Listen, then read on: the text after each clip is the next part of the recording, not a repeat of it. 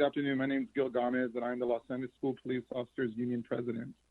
And I've come today to ask for additional help to provide safety for the students and staff of LAUSD.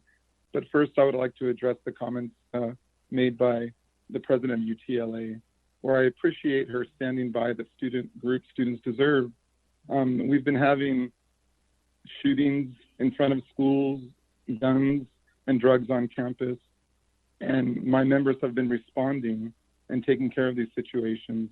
I would like very much for UTLA and all the other bargaining units to come to the table to really come up with a plan for student safety. On Friday, September 10th, a male student of Crenshaw High School was watching a fist fight in front of Crenshaw High School at the flagpole. While the student was watching the fight, he was approached by two males.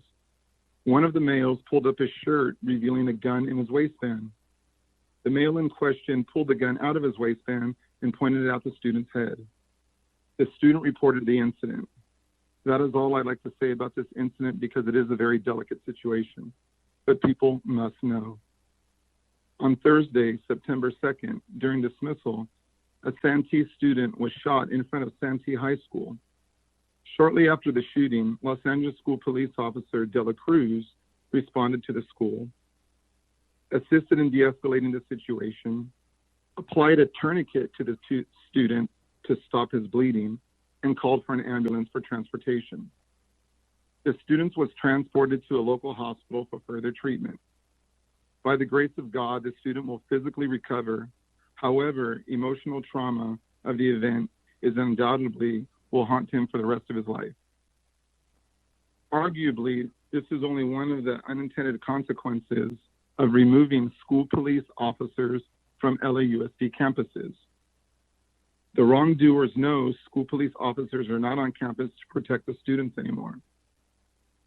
I arrived at Santee High School within 15 minutes of the shooting. I spoke with the climate advocate assigned to the school. She seemed like a nice person, but obviously did not have the skill set to deal with the incident of this magnitude. After leaving the school, I thought of how we, the school district, can keep our students and staff of LAUSD safe. I looked into the new position called the School Climate Advocate and found the following.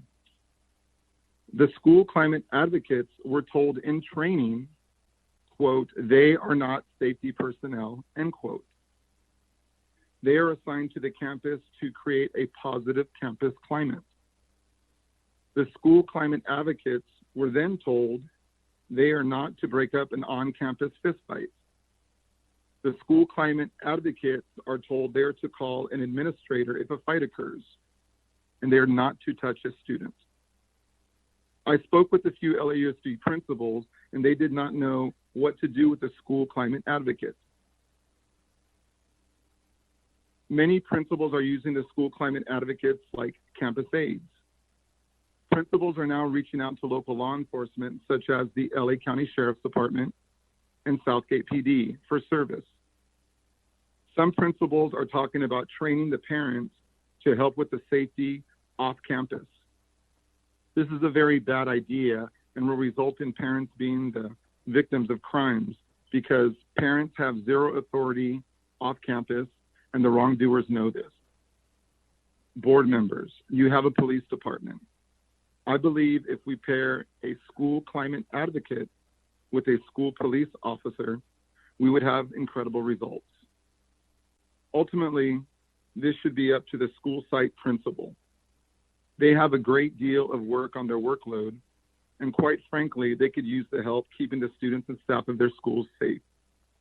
Board members, if you truly agree with local control funding, vote yes on Dr. McKenna and Mr. Schmerlson's board resolution titled Ensuring Local School Site and Community Control. Let's keep our kids safe. It is our responsibility. Thank you very much.